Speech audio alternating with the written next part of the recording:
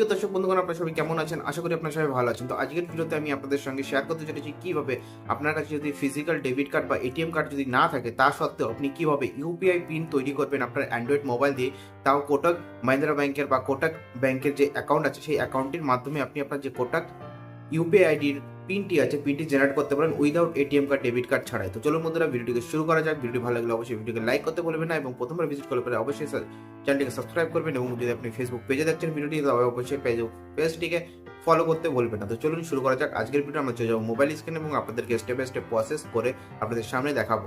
তো চলুন শুরু করা যাক।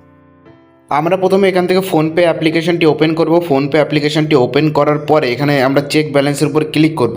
তো চেক ব্যালেন্সের উপর ক্লিক করার পরে আপনাদের এখানে কোটাক মাহিন্দ্রা ব্যাংকটি সিলেক্ট করলাম। তো আমাদের কি বলছে না, পিন জেনারেট করতে বলছে, আমাদের পিন সেট করা নেই। তো আমরা কি করব না, কোটাক মাহিন্দ্রা ব্যাংকের যে 811 অ্যাপ্লিকেশনটি আছে, 811 অ্যাপ্লিকেশনটিকে আমরা ওপেন করব। 811 অ্যাপ্লিকেশনটি ওপেন হওয়ার পরে এখানে আমাদের যে এমপিনটি আছে, এমপিনটি দিয়ে আমরা অ্যাপ্লিকেশনটিকে লগ ইন করে নেব। লগ ইন করার পর আপনি এরকম একটা ইন্টারফেস আপনার কোটাক 811 অ্যাপ্লিকেশনে দেখতে পারবেন। এখান থেকে ব্যাংক যে অপশানটি আছে এর উপর ক্লিক করবেন। এখানে দেখতে পাচ্ছেন কার্ডের ভিউ ডিটেলসের উপর আপনি ক্লিক করবেন। ক্লিক করার পরে এখানে আপনার কার্ডের যে সমস্ত তথ্য এখানে শো করবে, সেটা আপনি ফোনপেতে গিয়ে আপনি দেবেন। দেওয়ার পরে এখানে আপনার মোবাইল নাম্বার, রেজিস্ট্রেশন মোবাইল নাম্বারে একটি ওটিপি আসবে, সেই ওটিপিটিকে এখানে ফিল করবেন।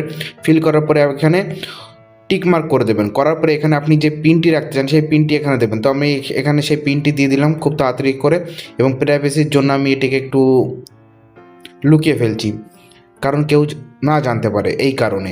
তো আমি এখানে যে পিনটি ভালো করে দিয়ে দিলাম এবং টিক বাটনের উপর ক্লিক করলাম। দেখলাম আমাদের যে পিনটি আছে পিনটি সেট হয়ে গেল এখন, এবং এসএমএসও চলে আসলো। এখন আমরা কী হয় ব্যালেন্স চেক করে আপনাদের সামনে দেখাবো।